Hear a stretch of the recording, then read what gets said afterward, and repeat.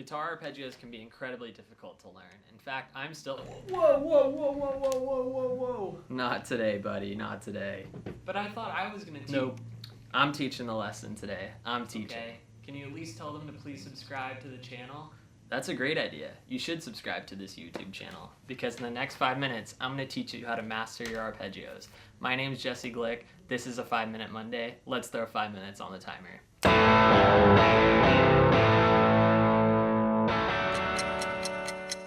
Guitar arpeggios, something that every single guitar player should have and know without even needing to think about it. You should be able to sit there and play. Wait, something's wrong. That's better. You should be able to play something like this without even thinking about it. So in this lesson, I'm going to show you the 3 steps to mastering dominant 7th arpeggios. You can use the technique in this lesson to expand your minor 7 arpeggios, your major 7 arpeggios, and your diminished arpeggios.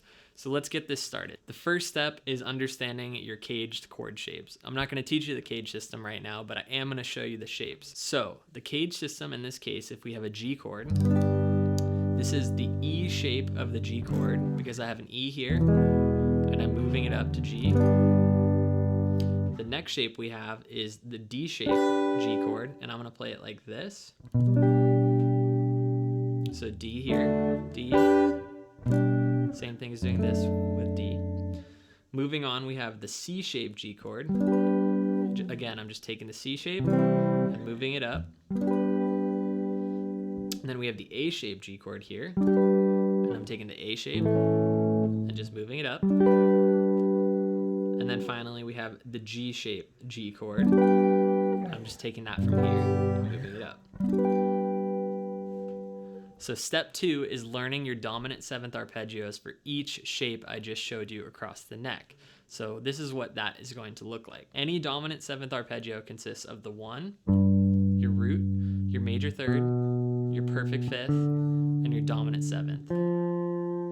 So for this G shape, here's what the arpeggio looks like.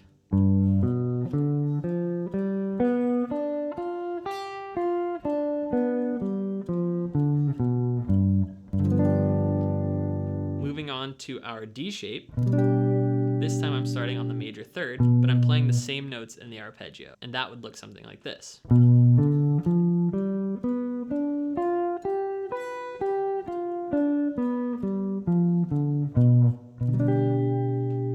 Now moving on to our C shape G chord, here's what the arpeggio would look like for a dominant 7th.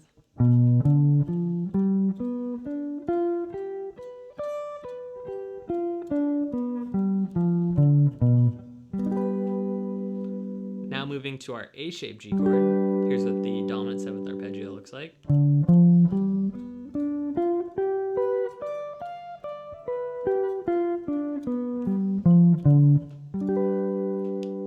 And finally our G shape.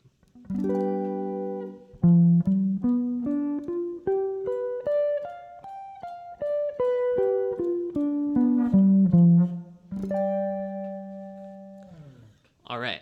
So you should get those practiced under your fingers so well that you don't even need to think about it. And the next step is to make it into an exercise where we play all of those arpeggios across the neck. So play along with me. I'll play it really slow. This is what the exercise is going to look like.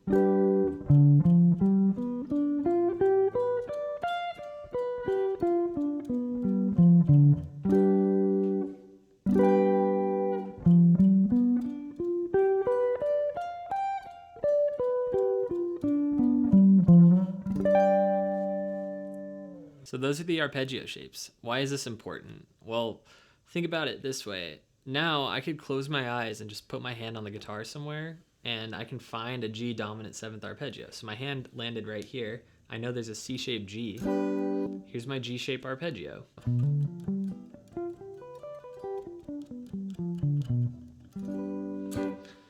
So this is really going to get you to unlock the fretboard and visualize things in a new way. And though these are the dominant 7th arpeggios, you can now make an arpeggio with any chord you want, because the difference between each type of chord is just one note. So if I had that G dominant 7th back here, well, the qualifying note to make it a dominant 7th is here, the flat 7th. What if I wanted a G major 7? Well, we know from our previous lesson that the difference between a dominant 7th and a major 7th is taking your flat 7 and moving it up. So now, instead of playing this arpeggio for a G7, if I have a G major 7th, I'm just going to move that flat 7th up a half step. So instead I have this.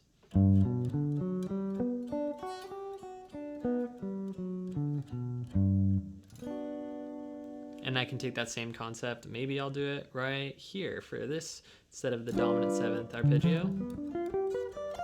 I know that this note right here, that's my flat 7th. Instead, I'm going to want to play this for a major 7th. So that makes the arpeggio look like this.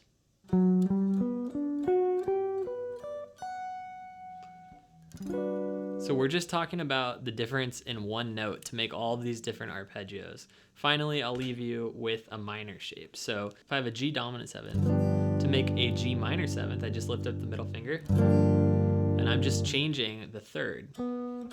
So now I'll take that same arpeggio shape idea, but flatten the 3rd, and now I'll have a G minor 7th arpeggio.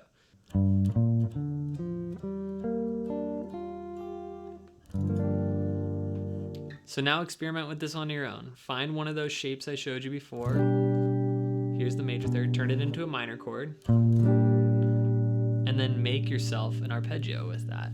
So all of this is really just the tip of the iceberg with arpeggios. I know I'm squeezing a lot of information into a short period of time, but that's kind of the idea with these 5-minute Mondays. It's just to give you the foundation of an idea and create something for yourself.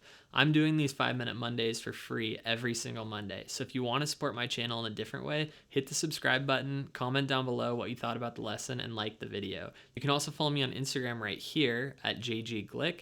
And I'm offering private Zoom lessons now, so if you want more information about that, shoot me an email at jesseglickmusic@gmail.com or shoot me a message on my Instagram. But that's going to be it for now for this lesson. I really appreciate you making it this far. My name is Jesse Glick, and that was a 5-minute Monday.